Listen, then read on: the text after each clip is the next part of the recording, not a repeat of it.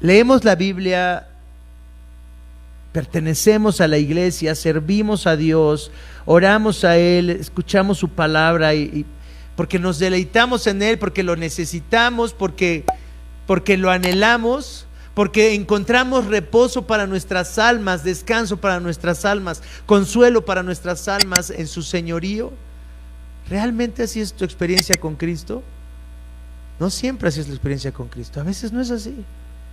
A veces nos deleitamos más en todas las cosas del mundo que en Cristo. Nos deleitamos más en todo lo que tenemos a nuestro alrededor que en Cristo. ¿Estás de acuerdo? ¿Es tan fácil hallar deleite en las cosas de este mundo, sí o no? Es lo más fácil. Tú sabes hallar deleite en las cosas de este mundo, ¿estás de acuerdo?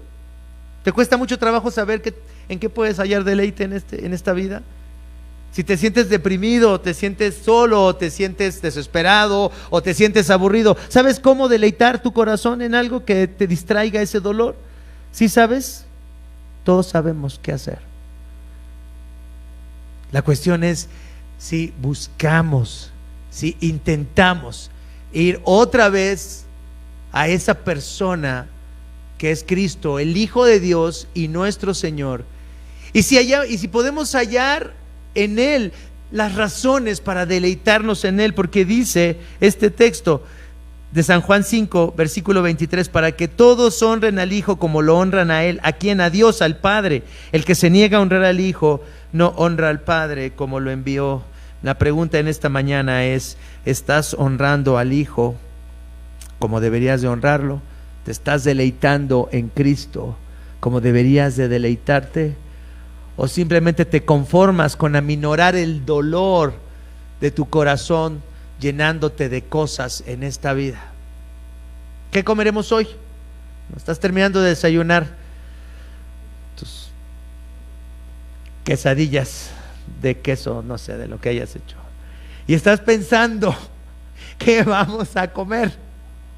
¿No? O sea, vas de un deleite a otro. ¿Por qué? Porque no quieres sentir dolor, ¿no?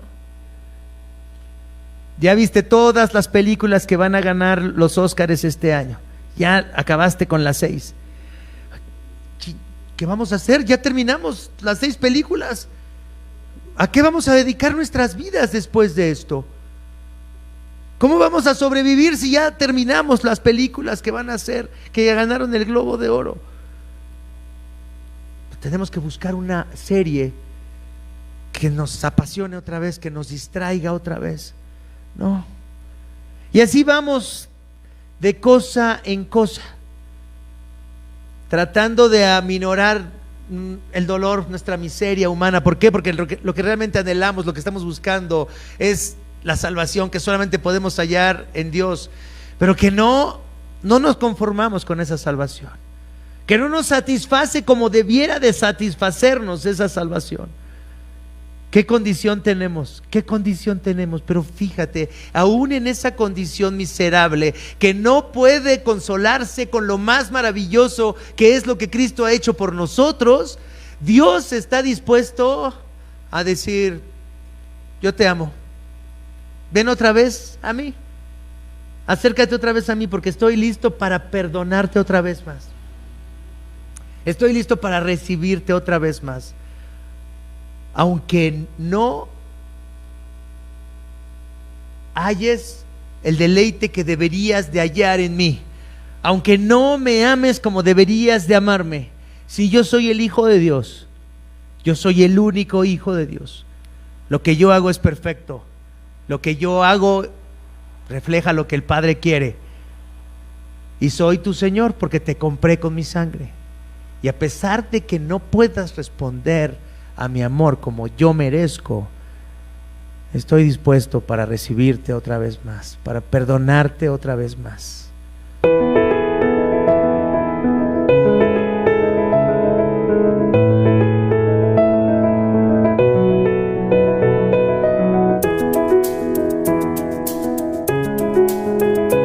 Y bueno, vamos a ir entonces a la reflexión de la palabra del Señor, que hoy está en el Evangelio de Juan, en el capítulo 5, los versículos 16 al 23.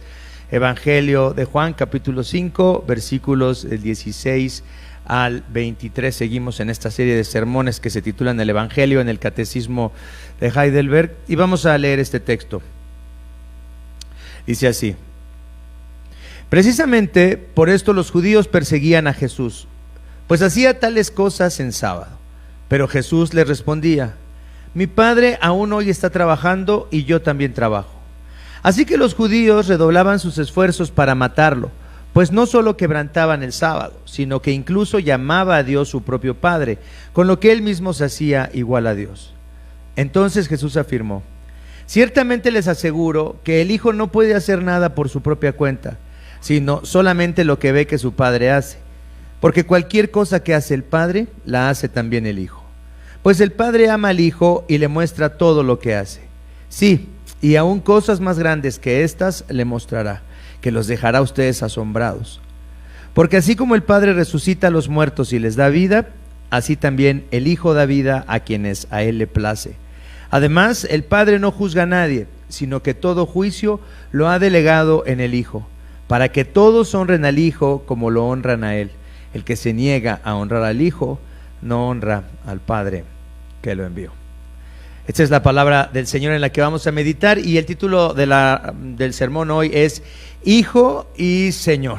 Entonces, recuerden que estamos hablando de que el Catecismo de Heidelberg va siguiendo el orden de la confesión del credo apostólico. Ese es el orden que va siguiendo. Y entonces en las semanas pasadas hablamos ya de la sección, de la pequeña sección que decimos en el credo cuando decimos estas palabras: creo en Jesucristo. Pero hoy vamos a pasar a las siguientes dos palabras: el Hijo de Dios y Señor nuestro.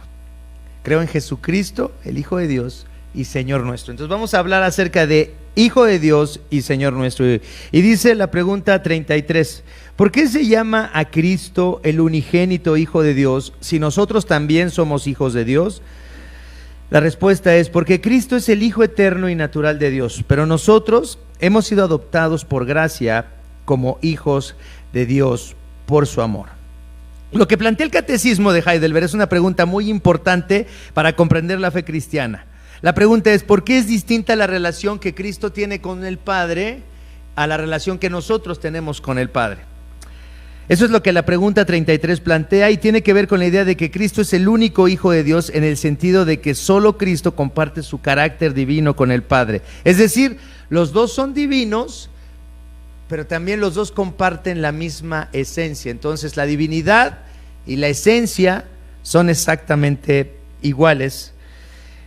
Y diría Atanasio, no solamente la esencia, pero Atanasio usa la palabra sustancia, son de la misma sustancia, el Padre y el Hijo.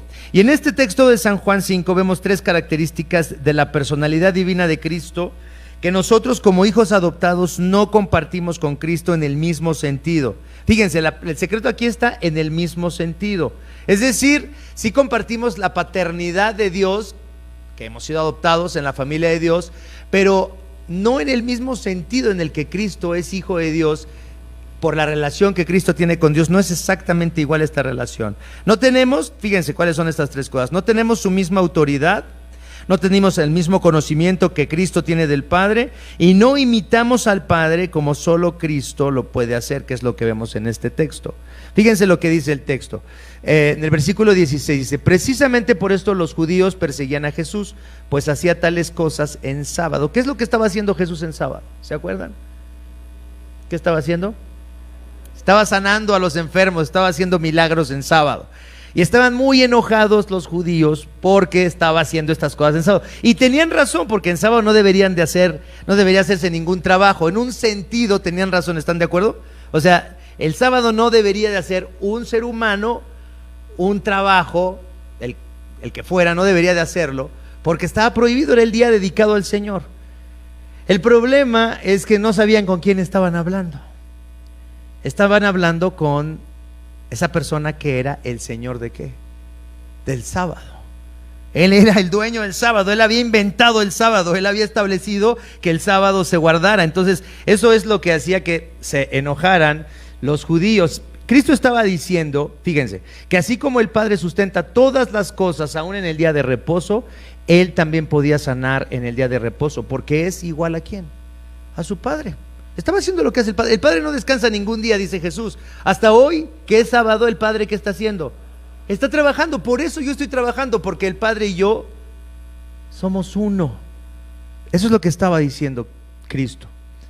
Así es que los judíos entendían perfectamente lo que Cristo estaba diciendo. Dicen ellos, al llamar a Dios su propio Padre, se hace igual a Dios.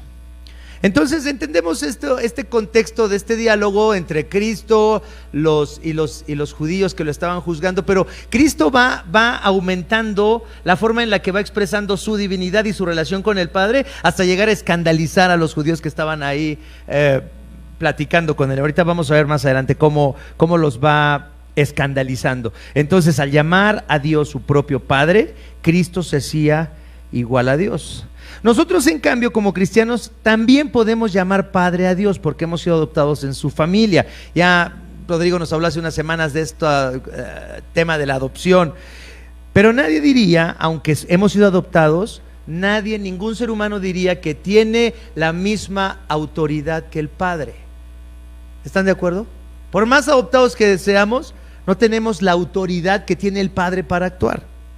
Y no es que no tenemos autoridad como representantes de Cristo en la tierra. Él mismo le dio a los apóstoles y nos da a nosotros como miembros de la iglesia, de su iglesia, nos da autoridad. Fíjense, si vamos a Mateo capítulo 18, versículo 18. Mateo 18, versículo 18. En este texto, donde se habla de la disciplina en la iglesia, fíjense lo que dice Mateo 18, 18. Dice, les aseguro que todo lo que ustedes aten en la tierra quedará atado en el cielo, y todo lo que desaten en la tierra quedará desatado en el cielo. ¿A qué se refiere este texto? Se refiere a, y si leen ustedes con más calma este texto, se refiere a que si llamamos a una persona que está cometiendo un pecado público al arrepentimiento y esa persona no se arrepiente, ¿qué es lo que tenemos que hacer cuando ya no se arrepiente después de llamarlo una vez, 2 veces, 3 veces? Tenemos que sacarlo de la comunión de la iglesia. De esa autoridad está hablando Cristo. Es una autoridad derivada de Cristo la que tiene la iglesia para hacer esas cosas. Pero ¿cómo actuamos cuando tenemos que hacer algo así? Actuamos y decimos, tenemos autoridad para correrte de la iglesia. No, nunca actuamos de esa manera. Actuamos con temor de equivocarnos. Actuamos reconociendo que somos pecadores también nosotros. Actuamos limitados por nuestra condición de hijos adoptados. Sí tenemos ese Padre, sí Cristo le ha dado autoridad a la iglesia para hacer estas cosas, pero no actuamos con la misma autoridad que Cristo hace. ¿Por qué? Porque no tenemos la misma autoridad que Cristo tiene, no tenemos el mismo conocimiento que tiene el Hijo del Padre, esa comunión perfecta que tienen, y porque Cristo imita al Padre de manera perfecta y nosotros intentamos hacerlo, pero no podemos por nuestra condición. Entonces, fíjense lo que dice aquí. Esta autoridad que tenemos es una autoridad derivada de Cristo, pero esa autoridad no es igual a la que tiene Cristo cuando actúa. Nosotros podemos fallar y actuamos reconociendo nuestra limitación, pero Cristo puede actuar diciendo esto, lo que dice en el versículo 19 de este texto. Entonces Jesús afirmó, ciertamente les aseguro que el Hijo no puede hacer nada por su propia cuenta, sino solamente lo que ve que su Padre hace, porque cualquier cosa que hace el Padre, la hace también el Hijo. ¿Qué es lo que Cristo está diciendo? Está diciendo que cuando Él actúa, es como si actuara ¿quién? El Padre. Y lo que el Padre quiere, ¿qué es lo que el Hijo hace? Exactamente eso. Es decir, los dos trabajan en perfecta sincronía, son dos personas distintas. Uno es el Padre, uno es el Hijo, pero actúan en esa perfecta sincronía de voluntades. Están en el mismo canal todo el tiempo. Y lo que hace el Hijo refleja la voluntad del Padre. Y lo que hace el Padre, lo que anhela el Padre es lo que hace el Hijo. Cuando no entendemos muy bien la diferencia entre la autoridad, el conocimiento y la comunión que tiene Cristo Jesús con su Padre como Hijo, y nos atribuimos a nosotros esa autoridad o ese conocimiento de Dios y lo aplicamos hacia la iglesia, estamos cayendo en un ámbito muy peligroso. Ahorita está muy de moda hablar del abuso espiritual en las iglesias. De hecho, creo que hay un artículo nuevo en Teología para la Vida. ¿Es un artículo o un video? Un video, véanlo, vean ese video. Estamos haciendo hasta un comercial. Me debes algo, acuérdate, por la publicidad. La verdad es que este video sobre abuso espiritual en Teología para la Vida está en el contexto de ahorita de muchos artículos que he leído, de algunas publicaciones en donde se habla de este abuso espiritual en la iglesia. No estamos hablando del abuso físico en este caso solamente, estamos hablando del abuso espiritual, de cuando alguien te dice, cuando el pastor te dice: Dios me dio una palabra para ti hoy, Manolo. No te rías. O sea, imagínate cuando un pastor viene y te dice: Dios me dio una palabra para ti hoy. Y entonces esto se presta a lo que tú quieras. Y si la gente está acostumbrada a tener que someterse a lo que digan las autoridades de la iglesia, porque al que no se somete a las autoridades de la iglesia se le considera una persona rebelde y que está en rebeldía en contra de Dios, porque casi es: si tú estás en contra de mí como pastor o estás en rebeldía contra mí, es como si estuvieras en rebeldía contra Dios. Eso es lo que dicen muchas personas en iglesias que existen, que algunos de ustedes han experimentado esa clase de liderazgo, ¿no? Si tú estás en contra de mí, si te opones a lo que yo digo, entonces estás en contra de la voluntad de Dios. Es más, si te vas de la iglesia, te vas a ir sin mi bendición, te voy a maldecir para que no te vayas de la iglesia. ¿Se imaginan cuando le decimos a la gente estas cosas, cuando le enseñamos a la gente de esta forma? Y no solamente en la iglesia, pero también se presta esto para que un padre o una madre cristianos le digan a sus hijos: Dios quiere esto de ti, Él me dijo esto para ti. ¿Cómo se puede utilizar de manera equivocada nuestra relación con Dios cuando no entendemos la gran diferencia de la relación de Cristo como el Hijo de Dios, el único Hijo de Dios, de su misma esencia, con un conocimiento perfecto del Padre, en comunión perfecta con el Padre, y cuando nosotros como personas pecadoras queremos actuar imitando esa faceta de la personalidad de Cristo? Qué terrible que haya estas cosas. Entonces tenemos que tener cuidado cuando queremos imitar o queremos ejercer la autoridad que nos ha sido dada por Cristo. Jesús es el Hijo de Dios, como dice Atanasio en su credo, de la misma sustancia con el Padre. Pero nosotros no somos de la misma sustancia que el Padre, aunque tenemos su imagen en nosotros. Y el catecismo dice: porque Cristo es el Hijo eterno, y aquí está el secreto, y natural de Dios. Nosotros no somos hijos naturales de Dios, hemos sido adoptados en su familia. Somos sus criaturas, pero no compartimos su sustancia ni su eternidad. Es como alguien dijo de los arquitectos, ¿no? Un arquitecto puede concebir una casa, la idea de una casa, el proyecto de una casa, puede construirla, puede decir: esto es mi creación. ¿Sí puede o no? Están dudando, niños. Sí puede, pero no puede, pero no puede decir que esa casa tiene su sustancia. Solamente cuando tenga un hijo el arquitecto o la arquitecta van a decir: este hijo tiene mi sustancia. Entonces somos sus criaturas, somos hijos de Dios en el orden de la creación, creados por Dios, pero compartimos esa paternidad de Dios también con los elefantes, las jirafas, las montañas. En ese sentido de criaturas, todos somos creados por Dios, pero no en el sentido de hijos de Dios. Cristo tiene todos los derechos por ser el Hijo de Dios, y ahora nosotros hemos pasado a formar parte de la familia de Dios y somos coherederos con Cristo, pero todo es por gracia, no por méritos ni por derechos naturales, como los derechos que tiene Cristo. Vamos a Gálatas capítulo 4, versículos del 4 al 6. Vayamos a Gálatas 4, capítulo 4, del 4 al 6. Este texto tan importante que hemos utilizado ya varias veces en esta serie de sermones, pero que nos describe de una manera muy clara lo que ha pasado con nosotros al venir a la fe en Cristo. Entonces dice Gálatas capítulo 4, versículos del 4 al 6. Pero cuando se cumplió el plazo, y aquí hay que subrayar esto, Dios envió ¿a quién?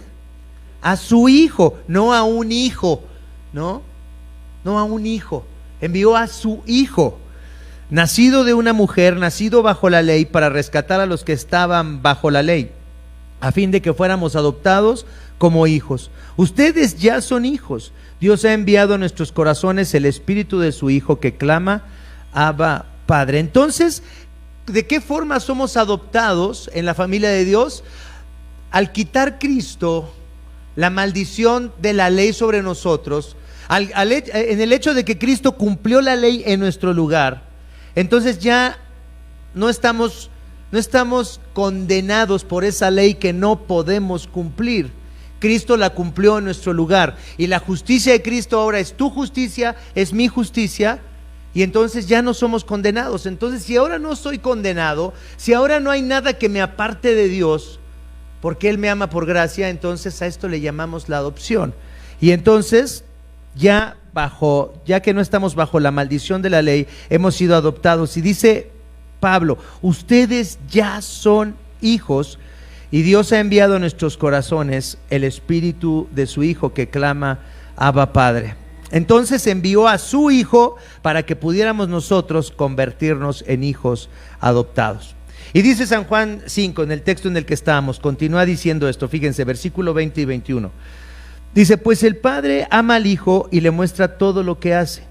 Sí, y aún cosas más grandes que estas les mostrará, que los dejará a ustedes asombrados, porque así como el Padre resucita a los muertos y les da vida, así también el Hijo da vida a quienes Él le place. Entonces no solamente puedo trabajar en sábado, porque mi Padre trabaja en sábado y yo soy el Hijo de Dios, el único Hijo de Dios. Pero ahora les voy a decir otra cosa.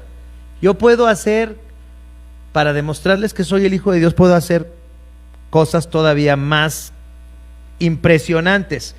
Así como el Padre resucita a los muertos y les da vida, así también el Hijo da vida a quien Él le place. ¿Se imaginan ustedes la impresión de los judíos oyendo a este hombre diciendo, yo puedo hacer lo mismo que hace Dios?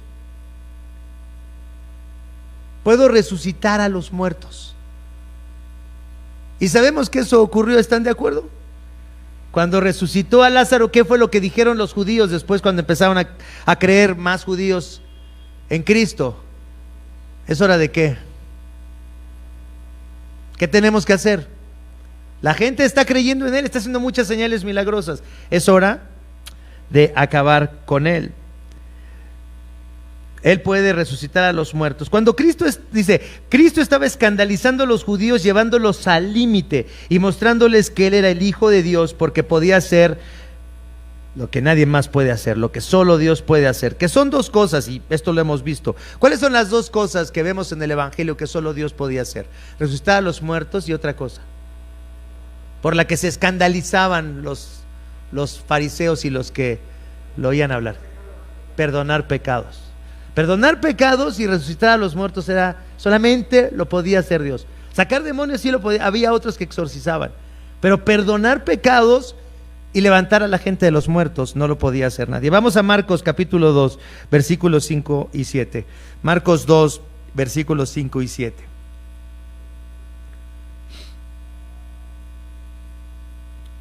Marcos 2, 5 al 7 dice así: al ver Jesús la fe de ellos, le dijo al paralítico: hijo, tus pecados quedan perdonados. Estaban sentados allí algunos maestros de la ley que pensaban: ¿por qué habla este así? Está blasfemando. ¿Quién puede perdonar pecados sino solo Dios? ¿Verdad? ¿Y qué dice Cristo? ¿Qué les dice? ¿Por qué piensan de esta manera? Porque ¿qué es más fácil? Decirle a alguien: tus pecados te son perdonados, o toma tu lecho, toma tu cama y levántate y anda, tú que eres paralítico. ¿Qué es más fácil? ¿Qué es más fácil decir, Bere? ¿Tus pecados son perdonados, o levantar a un paralítico de su cama? ¿Qué es más fácil?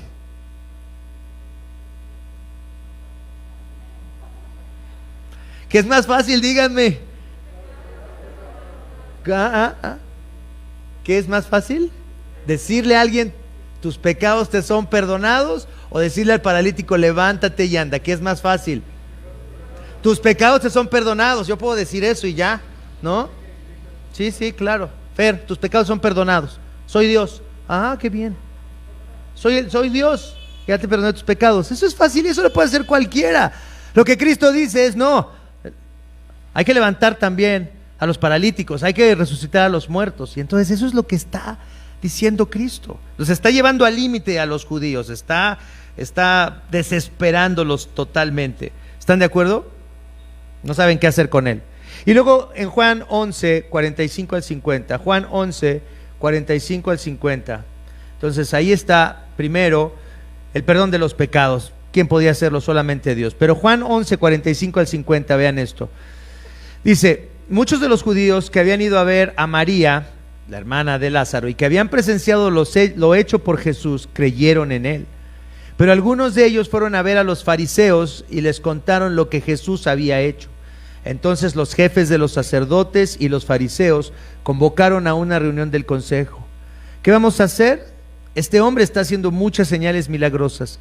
Si lo dejamos seguir así, todos van a creer en él y vendrán los romanos y acabarán con nuestro lugar sagrado e incluso con nuestra nación.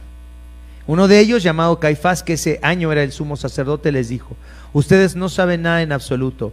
No entienden que les conviene más que muera un solo hombre por el pueblo y no que perezca toda la nación.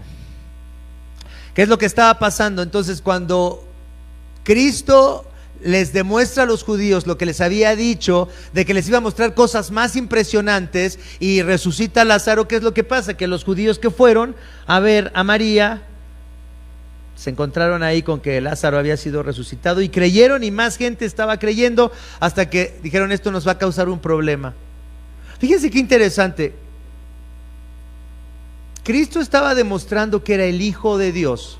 Cristo estaba demostrando con sus acciones que era el Hijo de Dios. Pero ni eso era suficiente para que los fariseos y los judíos que estaban en autoridad creyeran en él. ¿Qué les preocupaba? Les preocupaba que vinieran los romanos y que destruyeran la ciudad, que destruyeran el templo y que les quitaran su posición. Eso es lo que temían. Estaban muy preocupados por eso, pero es muy fácil criticarlos y decirlos: ¿cómo es posible que no creyeran en Cristo si vieron a Lázaro resucitar, si vieron al paralítico levantarse, si vieron al ciego recibir la vista, si vieron que Cristo alimentó a 5,000 personas, a 4,000 personas? Yo te digo algo. Nosotros seríamos exactamente iguales a los fariseos y a los judíos. Sería imposible para nosotros creer si no fuera por el Espíritu de adopción, por el Espíritu Santo que viene y nos regenera y abre nuestros ojos, y entonces podemos decir: soy un pecador, estoy en rebeldía en contra de Dios, odio a Dios, quiero mantenerme lejos de Dios y eso es un pecado y estoy mal. Reconozco que eso me va a llevar a la condenación, que Dios debería de juzgarme y que debería de condenarme justamente por la eternidad. Eso solamente puedes ver eso en ti mismo y puedes reconocer eso en ti mismo si el Espíritu Santo obra en nosotros. Es muy fácil criticarlos, pero sabemos que el Espíritu Santo no estaba ¿qué? Obrando en ellos. Entonces no son culpables estos fariseos, ¿o sí? ¿Sí o no? ¿Seguro? ¿Sí son culpables? ¿Por qué? ¿Por qué son culpables estos fariseos? Porque además querían, o sea, es decir, estaban haciendo su voluntad, están manifestando su rebelión en contra de Dios. ¿Son culpables? Sí, son culpables. Dios no está interviniendo, está dejando que ellos sigan con su vida como quieren, pero sí interviene para que nosotros podamos creer y recibir esa adopción y rendirnos a Cristo. Entonces fíjense, aquí hay dos cosas. Lo primero es: Cristo es el Hijo de Dios, el único Hijo de Dios. Pero luego, si aceptamos que Él es el Hijo de Dios, tenemos que aceptar inmediatamente lo que dice el catecismo. Cristo es el Hijo de Dios, pero también es que Señor nuestro, Señor nuestro. ¿Por qué le llamamos Señor nuestro? Dice el catecismo. La respuesta dice: porque rescatando nuestros cuerpos y almas de los pecados, no con oro o plata, sino con su preciosa sangre, y librándonos del poder del diablo, nos ha hecho suyos. Qué preciosa declaración teológica del catecismo en la respuesta. ¿Por qué le llamamos Señor nuestro a Cristo? Porque rescatando nuestros cuerpos y almas de los pecados. ¿Cómo para los teólogos de Heidelberg es tan importante el alma como qué? Como el cuerpo. Casi siempre pensamos en la salvación de nuestras almas, pero no pensamos que la sangre de Cristo también compró nuestros cuerpos. El derecho a ser resucitados con Cristo para vivir en la eternidad,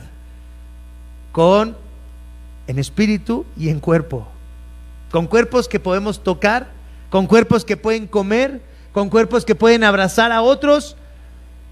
Esa es la salvación que hemos recibido. La respuesta del catecismo a la pregunta ¿por qué le llamamos Señor nuestro? Es muy directa. ¿Por qué? Dice, porque Él nos compró, le pertenecemos porque Él pagó el precio de nuestras vidas con su sangre, y con ese sacrificio compró entonces la salvación de nuestras almas y de nuestros cuerpos. Entonces ser cristiano, fíjense, aquí hay una implicación del señorío de Cristo. Ser cristiano es que todo lo que hacemos, como dice Pablo, en el cuerpo, es algo que tenemos que rendirle cuentas a Dios.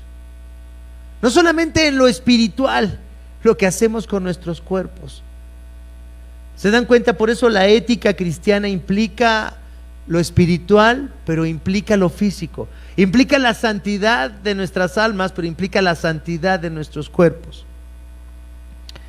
Ser cristiano es reconocer entonces el señorío de Cristo en nuestras vidas, y entonces es reconocer que somos padres, esposos, esposas, hijos, hijas, profesionistas, empresarios, empleados, artistas, lo que sea que tú seas o que tú hagas, lo eres para su gloria. Eres esposo para la gloria de Dios. Cuidar a tu esposa es algo que lo puedes hacer como lo hacen de manera natural las personas que no conocen a Dios, por las razones que quieran, o puedes decir, caray, como Cristo me compró y compró mi alma y compró mi cuerpo, todo lo que yo haga tengo que rendirle cuentas. Entonces lo que yo hago en mi papel de esposo es algo por lo cual voy a tener que rendirle cuentas a Cristo. Cuando le contestes mal a tu esposa ásperamente, cuando llegues de la calle como siempre y te pregunte tu esposa cómo te fue y le digas bien. Oye, pero cuéntame, Gerson, ¿y qué te dijo? Nada. ¿Y a quién más viste? A nadie. ¿Y todo el día entonces qué hiciste? No, nada. O sea, cuando tu esposa te diga eso y estés así, con esa actitud, no, Gerson, no, ¿verdad? Pero otros, tienes que decir, ¿qué estoy haciendo? ¿Estoy honrando a Dios en mi papel de esposo? ¿Estoy cuidando bien a mi esposa? ¿Estoy escuchándola? Porque es una de las quejas más comunes de las esposas, no de mi esposa, pero de otras esposas. No todas tienen la suerte de estar casadas con el pastor Víctor Cruz, pero otras esposas se quejan de que sus esposos no las escuchan, de que no les ponen atención. Y entonces no solamente es decir, ay, Dios perdóname porque soy un mal esposo, no, estoy cumpliendo con lo que debería de cumplir en mi papel de esposo porque te pertenezco, me compraste con tu sangre. Y lo mismo en el papel de esposa, en el papel de hijos. ¿Estás honrando a tu padre y a tu madre?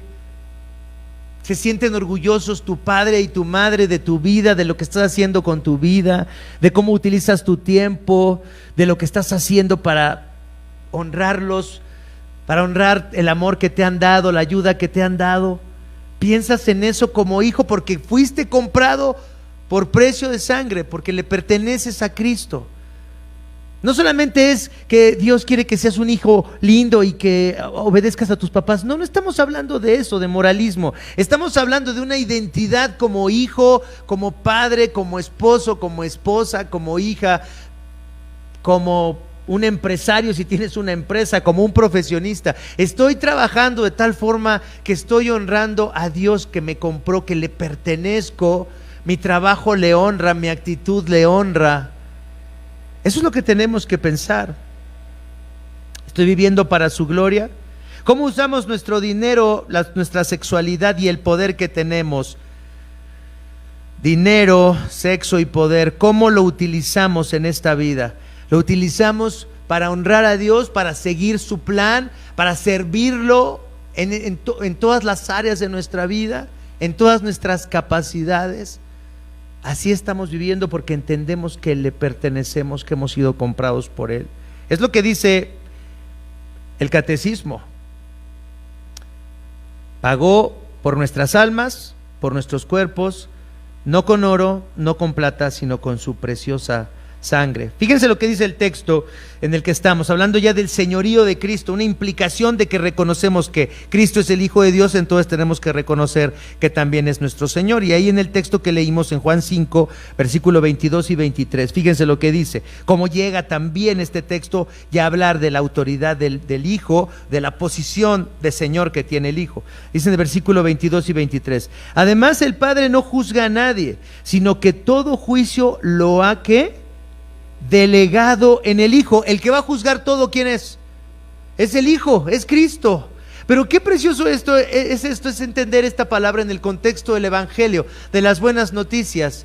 Si el que va a juzgar todas las cosas es el que ha dado su sangre, es el que murió por ti, ¿no deberías estar seguro, agradecido y muy feliz por esta salvación? O sea, si el que tiene el juicio, el poder para enjuiciarnos, es el mismo que dice: yo quiero perdonarte y yo mismo voy a dar mi vida para perdonarte.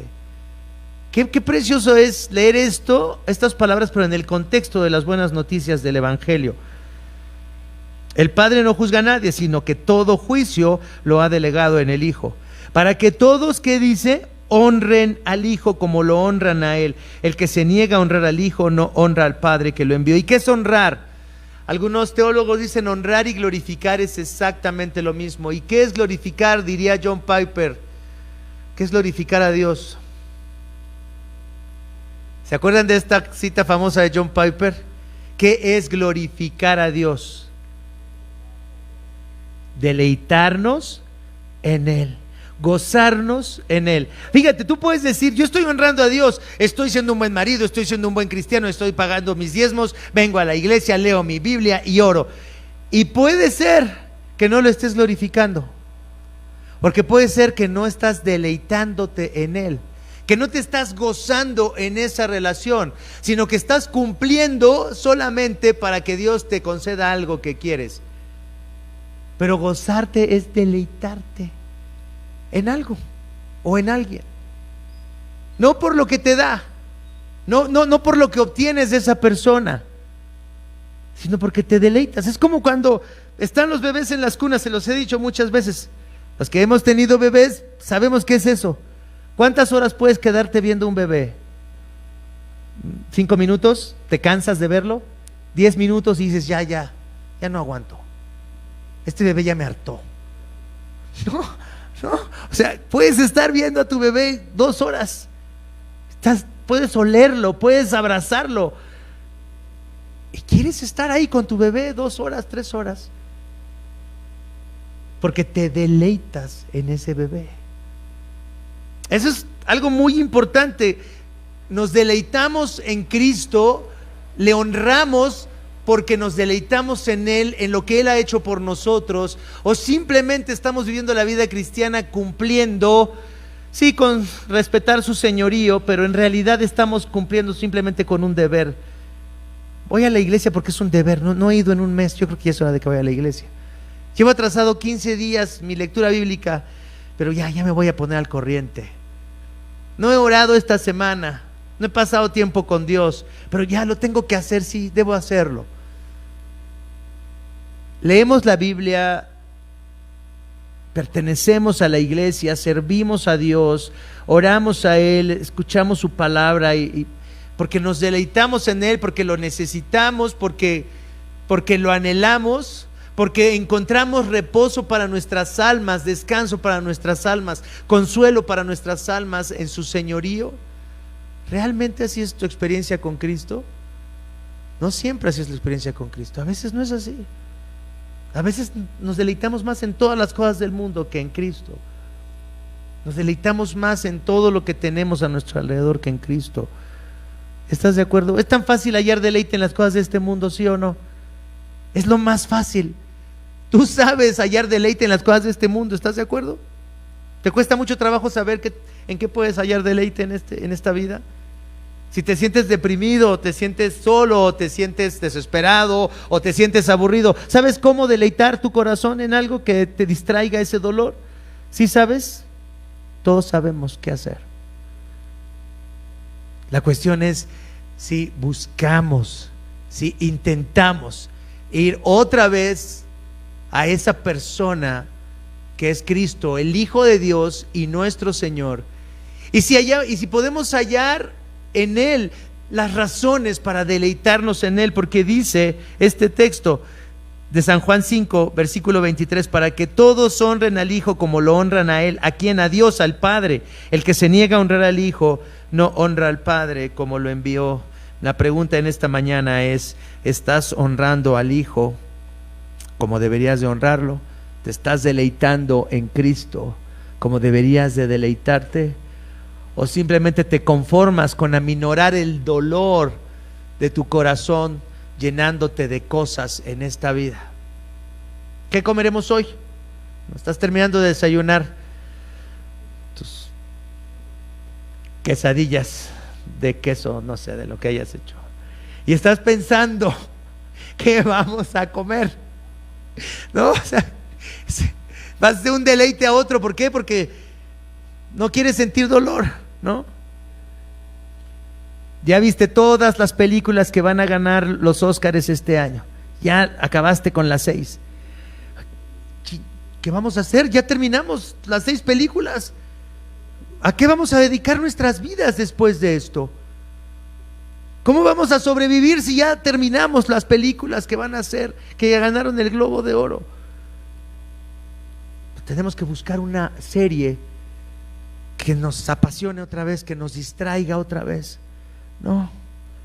Y así vamos de cosa en cosa, tratando de aminorar el dolor, nuestra miseria humana. ¿Por qué? Porque lo que realmente anhelamos, lo que estamos buscando es la salvación que solamente podemos hallar en Dios, pero que no nos conformamos con esa salvación, que no nos satisface como debiera de satisfacernos esa salvación.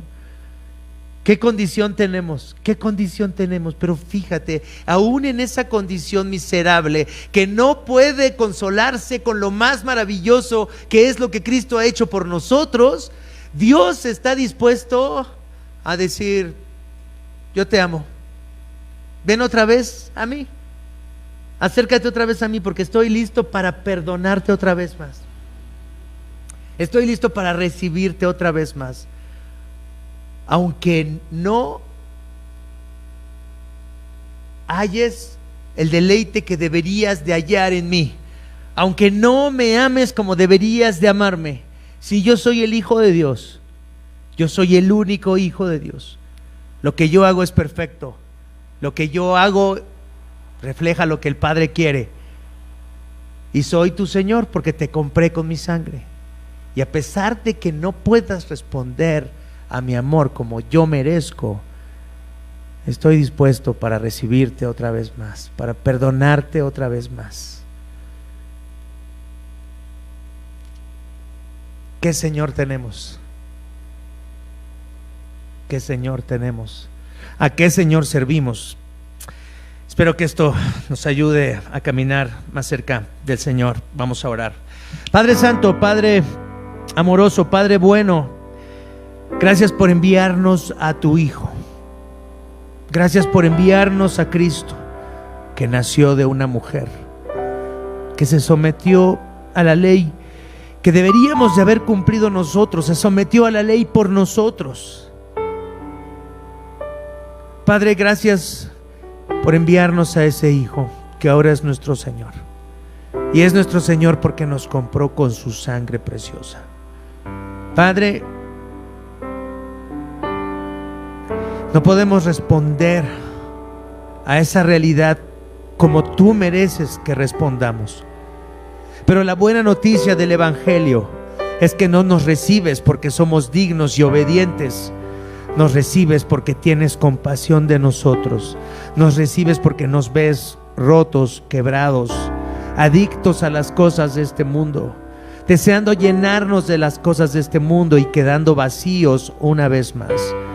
Padre, ¿qué es lo único real? ¿Qué es lo único que realmente tenemos? ¿Qué es lo único que realmente puede satisfacer nuestros corazones?